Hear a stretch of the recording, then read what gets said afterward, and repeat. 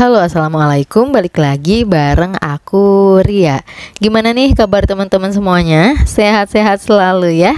Nah, baik, di episode malam ini aku mau coba sharing hal yang sebaiknya kita lakukan saat mencari penghasilan terasa sulit. Nah, buat yang pengen tahu pembahasannya, boleh simak video ini sampai selesai. Tapi sebelum lanjut, aku mau ngasih informasi dulu nih. Buat yang lagi nyari alat nabung, misal celengan target, dompet disiplin, atau binder untuk budgeting, boleh banget klik keranjang yang ada di layar atau langsung saja ke deskripsi. Di sana sudah ada linknya. Mudah-mudahan bisa bermanfaat. Baik, langsung aja yang pertama, hal yang sebaiknya kita lakukan saat mencari penghasilan terasa sulit yaitu hati-hati dalam berhutang. Nah, di masa sulit, keputusan finansial yang tergesa-gesa justru bisa memperburuk keadaan. Nah, jadi kita harus benar-benar hati-hati ya, terutama dalam memutuskan untuk berhutang. Karena ya kalau dalam situasi kayak gini, jangankan untuk bayar hutang, bayar cicilan, kadang untuk memenuhi kebutuhan sehari-hari aja terasa berat banget ya. Nah, makanya masukan dari aku, kalau bisa jangan dulu berhutang, terutama hutang yang kurang penting. Tapi Ri, gimana kalau misalkan aku berhutang untuk modal usaha? Nah, kalau untuk modal usaha, teman-teman harus yakin dulu.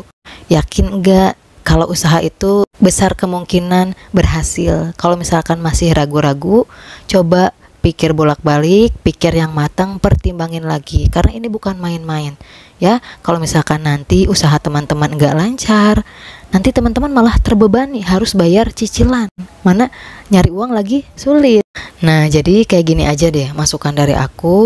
Pikirkan kemungkinan buruknya. Kalau misalkan teman-teman mau berhutang untuk modal usaha, apabila usaha yang barunya itu gagal, rugi, apakah penghasilan teman-teman yang sekarang, gaji teman-teman yang sekarang bisa untuk membayar setorannya atau enggak? Kalau misalkan aku masih mampu kok, gak jadi masalah karena gaji aku yang sekarang juga bakal cukup untuk bayar setorannya.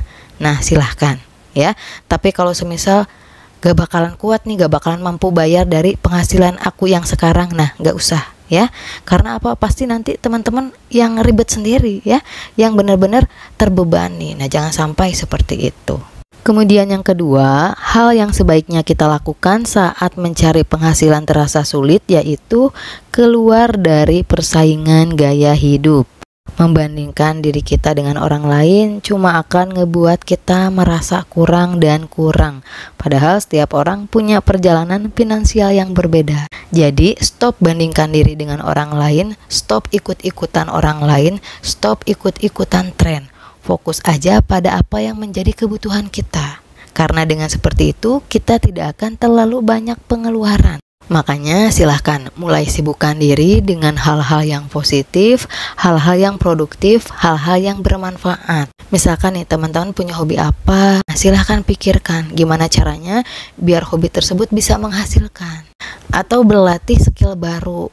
Pokoknya lakukan hal yang positif, minimalnya bisa mengalihkan teman-teman dari kegiatan yang ngebuat teman-teman boros ya.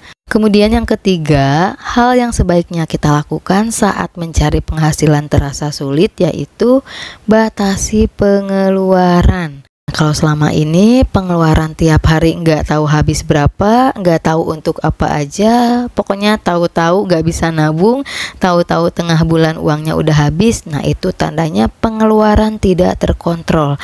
Jangan dibiarkan terus seperti itu. Dibatasi pengeluaran per harinya. Teman-teman harus tahu pengeluaran hari ini berapa dan untuk apa aja. Jangan sampai nggak tahu, jangan sampai nggak sadar.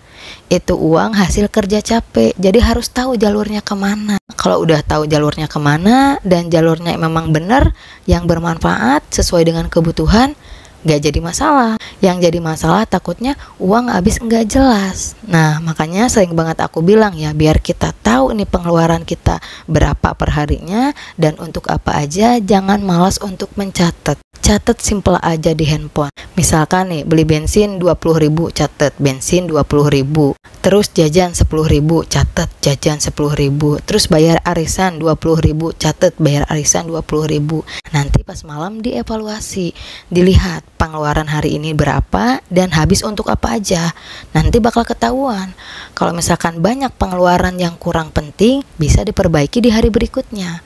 Kalau nggak dicatat kayak gitu, nggak bakalan tahu ya. Kadang kita boros, banyak pengeluaran yang kurang penting, kitanya nggak sadar, jadi nggak kita perbaiki. Tapi kalau misalkan ada catatannya ya, ada buktinya, oh iya hari ini tuh aku ternyata boros, soalnya ngeluarin uang untuk beli ini nih, padahal aku nggak butuh, ini kurang penting, atau ini nggak kepake. Nah, bisa diperbaiki di hari berikutnya. Insya Allah kalau teman-teman mau untuk mencatat pengeluaran tiap hari, pengeluaran akan lebih terkontrol.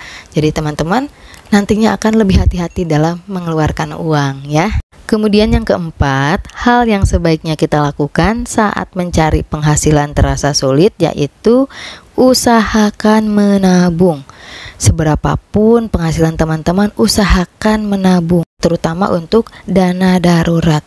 Agar apa? Agar kita punya pegangan uang ya.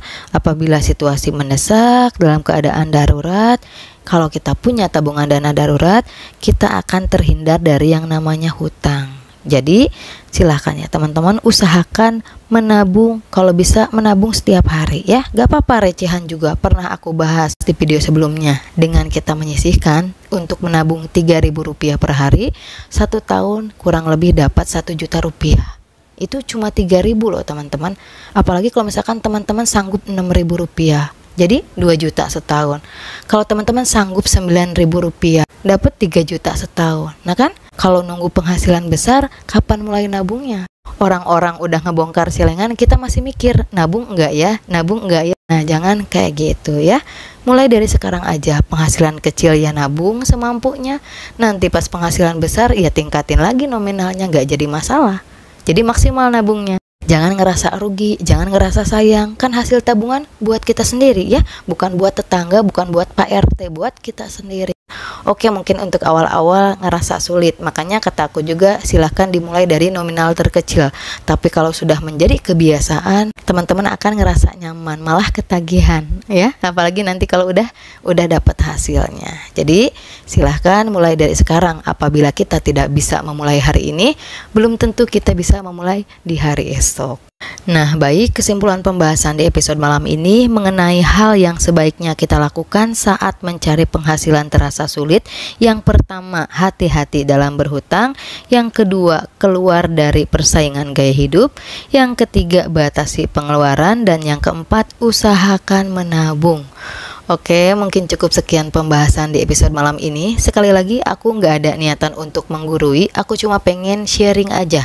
Berharap video ini bisa bermanfaat buat teman-teman semuanya. Sekiranya keterima, alhamdulillah. Nggak juga nggak apa-apa. Tiap orang punya pendapatnya masing-masing, punya sudut pandangnya masing-masing. Kita saling menghargai aja ya.